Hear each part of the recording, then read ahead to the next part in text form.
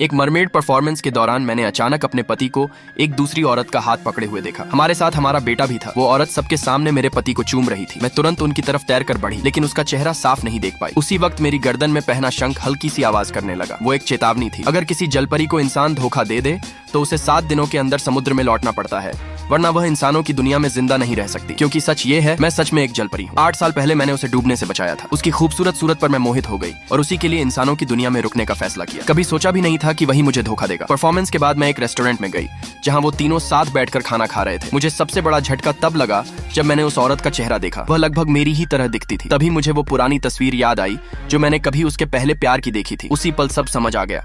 उसने कभी मुझसे प्यार किया ही नहीं। मैं बस उसकी जगह भरने के लिए थी। दिल टूट चुका था। मैंने मरने की तैयारी कर ली, लेकिन अपने बेटे को छोड़ पाने की हिम्मत नहीं थी। इसलिए तय किया कि जितने 7 दिन मुझे मिले हैं उतने दिन उसके साथ रहूंगी। उसी रात मेरे बेटे को अचानक एलर्जी का अटैक पड़ा और वह बेहोश हो गया। पति घबराकर दवा लेने भागा। किसी की नजर बचाकर मैंने अपनी शक्तियों से उसे बचा लिया। गुस्से में मैंने पति को बच्चे का ध्यान न रखने के लिए दोषी ठहराया, लेकिन जो बात मुझे अंदर तक तोड़ गई वो ये थी कि होश में आते ही बेटे ने अपने पिता का पक्ष लिया। मेरी आंखों से आंसू बहने लगे।